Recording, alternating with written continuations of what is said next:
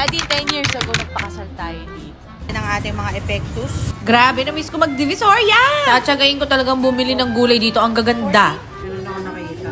Cute. Tara na kasi, mag-swimming na kasi tayo. That's 4,000. Okay, di ba sarap? Masarap. Hi, I'm Chris, a Raketera homeschooling nanay kay Liam at kasamang aking Diyosawang si Justin. Let's make the most out of my remaining years before I turn 40 at samahan niyo ako sa aking journey! Today is palengke day, pero naisip ko dito tayo sa Divisoria mamalengke kasi hindi masyadong maganda mga gulay dito sa Malabon. Kaya sa Divisoria tayo. I love. Hindi ko alam po, guys. Ano to? Hindi ko alam sa lemon. Pansalad. Uy, ang ganda ng gulay. Gusto ko to. Gusto kong kainin to. Tsaka isang bilaw. Kuha tayo ng isang bilaw.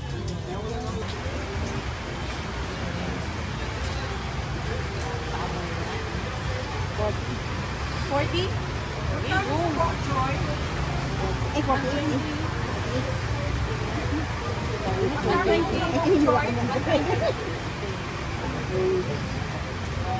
ang ganda nung zucchini nila. Ang pretty. Pa tayo dalawa. Okay ba sa inyo to? O sige, ito na lang po. Ito masarap to sa protein. Gano'ng karami nito? Mga ano, 1/2 kilo? Half kilo nito? Ano dito ate? 180. Oh, sige, kuha tayo nito. Masarap to. Wala din ako. Opo.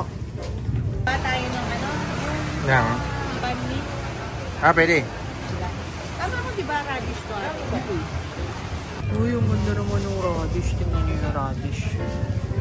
Very nice. Ang ganda naman ito. Hindi ko alam paano lutuin to. Pero sige, try natin. Pretty! Si Daddy Justin nag-request. Lettuce daw. Okay, fine. Lettuce. Kuha tayo natin. Tatlo nito. Ang ganda rin ng lettuce. Ano? May tiwala ako sa mat ni ate. 120. Naka-calculator na siya para sure tayo. Ang mura nung mga mushroom. Nakakatuwa. Wish ko lang nagkakarinigan pa tayo. Nakakaloka. Biglang nagka-thunderstorm. O, di na-stuck tuloy kami dito. Actually, gusto ko pa sana maglibot eh. Kaso, ang lakas na ng ulan. At buti na lang talaga nakachinelas ako para kung sakali maglulusong, makakapaglusong ako. Siguro next time magbobota ako, no? Kapag may mga ganitong klase ng thunderstorms. Nag-pedicab na lang kami ni Daddy Justin nyo. Tig-isa kami pabalik sa tutuban sa parking para malagay ko lahat ng veggies doon. Naibalik na natin ang ating mga epektus. Ngayon kakain tayo ng mandatory tusok-tusok. Chicken balls ang aking go-to. Nako, pag nakita ng nanay ko, tanong kumakain ako ng ganito, magagalit yun. Ang daming sakit daw na pwede makuha dito. Pero kasi ang sarap. Diba? Hindi ko mapigilan. Kayo ba napipigilan nyo? On the way to Carriedo, bibili tayo ng salamin. Samahan nyo kami, sumakay kami sa likod ng tricycle. Later ko na lang na-realize na wrong move kasi puro putik na yung likod ng binti ko. Ayan, hanap tayo ng magandang optical shop. Ito yung napili kong store para maganda yung shopping experience. Original ba to ate? Doon ako nakita. Cute. Cute to. Me like. Sobrang daming ginto. Uy, I learned na nagsisimula na yung farsightedness ko due to aging. O, diba? Pati si Daddy Justin, kinuhaan ako na rin ng salamin. Ito yung nabili ko. Ganda ba siya? Do you like it? Medyo nagdadalawang isip ako if I should get yung parang tortoise shell, yung ganito niya. Tapos green. Sabi ko, ganda-ganda nun. Pero nung sinuot ko, sabi ko, parang mas okay to sa mukha ko. Ayan siya. Dalawa yung pinagawa ko actually. Yung light na yon tsaka ito. Si Daddy Justin yung pinagawa ko din. So, syempre, hindi ko alam kung sinusuot niya, di ba? Another day, another workout. So, ginagawa ko to kapag wala kaming pasok sa office. Ako ay nag-exercise sa my office namin. And I always try my best na maglagay ng weights. Kasi, sobrang walang kwenta yung muscle mass ko ngayon. Kailangan ko mag-build ng muscles. And yung lunges, hirap na hirap ako gawin kasi hindi strong yung core ko, yung hips ko, wala ring enta. Tapos yung tuhod ko, hindi ko mawari ba? Ramdam na ramdam ko yung edad ko. I am 38, almost 40 na nga, di ba? Alam nyo ba, sobrang pinagsisisihan ko na hindi ako nag-invest sa katawan ko nung 20s pa ako. Kasi akala ko forever, ganun ako kalakas, ganun ako kasigla, di ba? Hindi ko alam na pagdating ko pala ng 38, ramdam na ramdam ko na yung katandaan. Sana lang talaga yung mga small efforts ko na ganito, one day magbunga talaga. Grabe yung pawis. Ngayon lilinisin ko tong mat. Ayan o, kita nyo? Pawis ko lahat yan. First time ever, nakatapos ako ng 30-minute na kettlebell exercise. Kilikili ko, friend. Hindi ko lang nakikita nyo yung pawis. Grabe.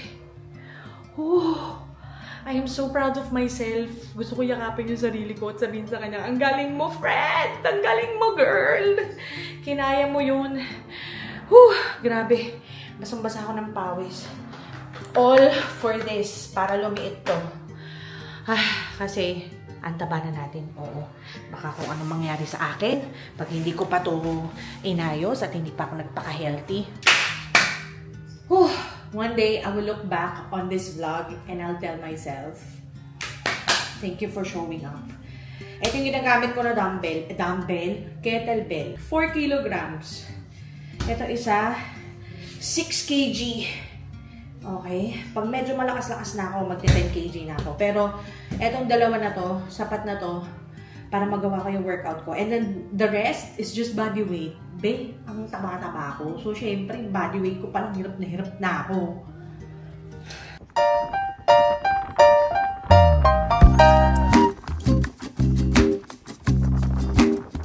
Andito po kami sa Eastwater Spa kasi today may swimming classes ako po. Tapos, sumasabay na rin ako kay Liam ng langoy. Ang goal ko, every week, makalangoy ako kahit mga 1,000 meters or more. Alam nyo, feeling ko, ang ganda nitong workout na to kasi medyo low impact siya, diba? Lalo na kung kagaya ko na medyo mataba, medyo masakit sa tuhod ng mga bagay-bagay. At least sa swimming, medyo nakakagalaw ako ng mas malaya. Swimming ako po para mag-swimming in the future. In the future? Kasi Yes. life skill yun. Kasi po, life skill po yun. Sige po, life skill po yun. Bebe, drowning. Alam niyo naman ang Mami Chris nyo, praning ma'am, oo. Ayun, natatakot ako na baka ikadeds ni Liam yung paglalaro sa tubig. Kaya talagang nag-ipong kami para ma-enroll namin siya dito sa swimming lessons na to. Medyo pricey nga lang din to kasi 8,500 siya for 10 sessions.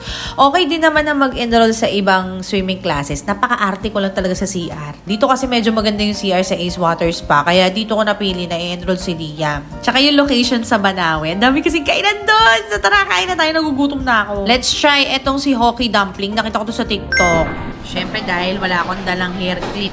Yung bangs ko ang kapal. Mamaya, padadapain pa natin yun. Dapat medyo pin down siya na ganyan. Welcome back to another vlog.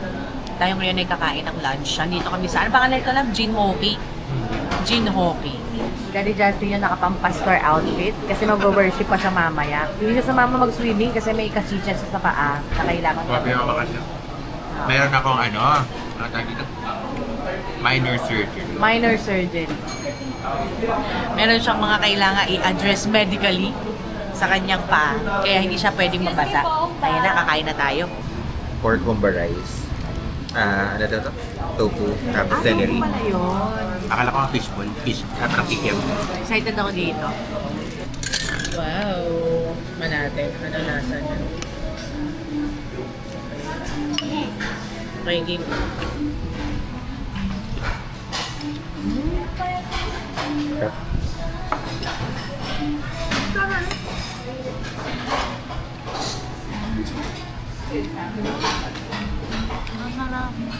Ito naman yung kay Liam. Excited ka na, Nak? Yes. Deep fried yan, ha? Medyo matigas. Sarap. Diba, ha? Kaya ko konti. May minty na ano sa ano. Parang yung, ano, ano? Medyo nag-freshen up lang tayo. Ang ganda na ng aking skin ngayon. Naglagay ako ng konting pula-pula sa cheeks tsaka sa lips ko. Kasi kanina mukha talaga akong deads, friends. Ang bata ay tulog.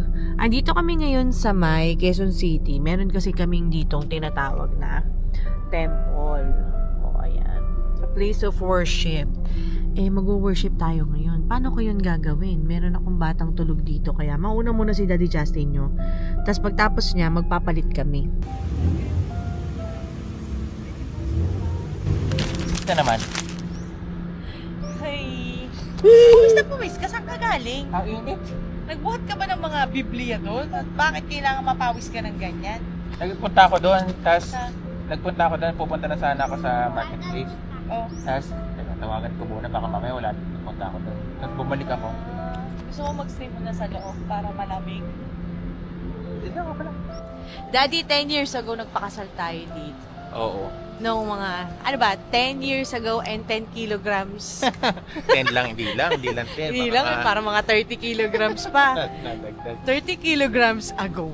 Ayun. Oh, Hindi na tayo nagpakasal. 55 lang yata ako nung 55 kilograms? My gosh. House 95.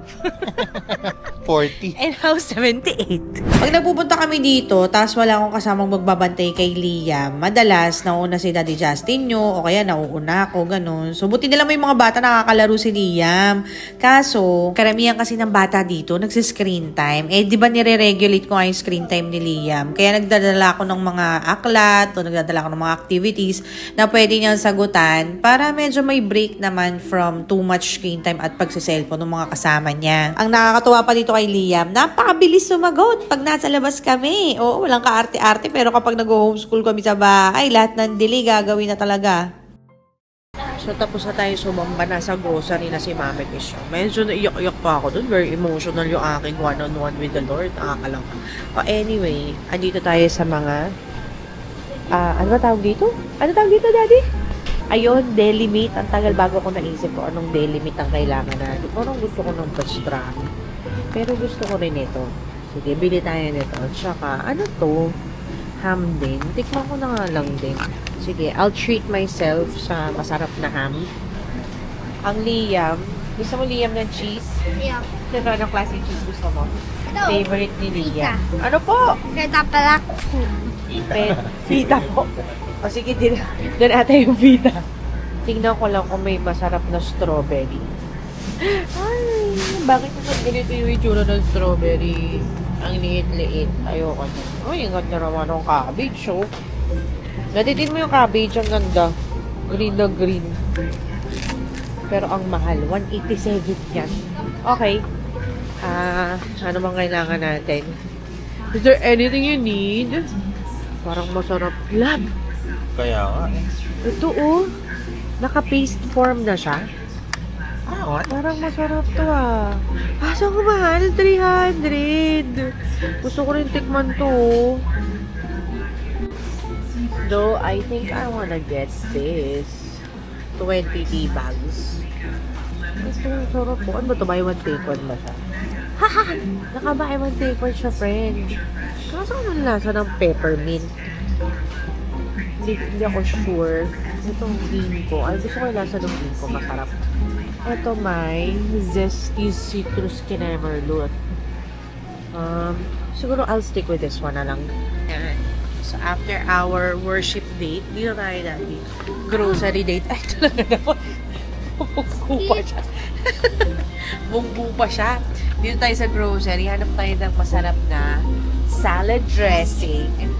At saka, masarap na something. So, I can cook for my fam. Kamusta ba ako as a cook, Daddy? Okay naman, pero mapipilitan ka ubusin kasi magagalit kapag... Hindi masarap? Masarap! Yun ang ano Hindi naman. masarap eh. Nag-crave ng steak si Daddy Justin. Love ito, Wagyu. Nabo, happy anniversary. Wow. Ito, pero ito tagpa 500. Wagyu naman. Wagyu ba to? Wow, ang mahal. So expensive. Oh my gosh. Daddy, look. Daddy! That's 4,000. Half your rent. Ang mahal naman, oh. Gusto ko lang naman makakain ng masarap na beef. Anong mga hinahanap mo po? Ito. Anong gusto mo po? Nakuha ko na po yon kanina po. Okay. What else? Ayun ba yung parmesan? Totoo. This one? Oo. But, Or parmesan or yung pasta cheese. let's see. Tara, dito tayo. We're back home! And ako ngayon ay maglalagay ng skincare. Pero isang product lang yung gamitin ko. Nabili ko to sa Korea. Ayan. Ito ay rash cream or butt cream for babies. And sobrang ganda niya sa mukha ko. Bakit ito yung nilalagay ko? Feeling ko, medyo compromise yung aking skin barrier. Kasi, baka nasobrahan ako sa paglalagay ng skin actives or something like that. Magkakaroon kasi ako ng mga butlig-butlig. So, I'm trying to help my skin recover lang. Kung kayo ay nasa Korea, bumili kayo ng marami nito. Dahil sobrang ganda niya. Sobrang ganda sa face. Woo! Ayun. Ito yung nilalagay ko sa kilikili ko sa gabi. Kasi nga, di ba, medyo may kahitiman ang aking kilikili. Sergeant at Arms. Ganito yung tsura niya. Naglagay na ako eh. Pakita ko na lang sa inyo. Ayan. So, may syrup siyang ganun. Tapos, ito, moisturizer siya na ganyan. Konti lang. Sayang eh, no? Kasi naglagay na ako. Dapat pala nag-shoot ako kanina. Kita ng ating mga ganap sa inyo. Ayun lang. Tapos, naglalagay ako nito sa gabi. Paano ba siya? Spray mo lang siyang ganyan. At sakit. Alam mo, pag pinasukan ng tubig yung ilong mo. Ayun. Para medyo ma-decongest lang. Kasi, iyak-iyak nga ako dun sa ayoko talaga na umiiyak. Kaya fighter talaga ako eh. Kasi, mas nahihirapan ako pag umiiyak ako. Ang sakit sa ulo. Time to write on my the gratitude journal. Nabili ko to sa book sale. 120 lang. Punta kayo sa book sale. Ang dami magagandang journals doon. So, meron siyang part na pakita ko sa inyo. Meron siyang part na ayan. Parang rin to parang simple way ko na makapagdasal ng matino. Yes, I always try my best to pray and I pray by writing it down. Because sometimes, if I do it na sa isip ko lang or sinasabi ko out of the blue, minsan ang gulo no structure ng prayer ko. So, meron dito parang 3 things I'm grateful for, what would make this day great, and my affirmation. It's perfect. Okay na yun. Masaya na ako. So, ayan. And, ganito ko siya ginagawa. No? Sometimes, while I write it down, I pray in my heart and in my mind. Pero like ngayon, hindi naman ako makapag-pray. Kasi nanonood ng blue itong maliit, diba? So, ang ginagawa ko, kapag may quiet time, magbabasa ako. Yung pagtahimik na, doon ako magdadasal. Tapos, babasahin ko yung mga gusto kong sabihin sa Diyos. Galing dito. I am in no way a very religious person. I am a work in progress. Naku, kapag nabalingan niyo yung mga post ko, isipin na, yan ba yung palasimba? Hindi. I'm trying my best, okay? And I'm a work in progress. Yan ang status ng aking spirituality ngayon. Okay, anyway, ang dami ko chika sa inyo. Matutulog na nga ako. Total natapos ko naman na siyang sagutin. I'll see you tomorrow!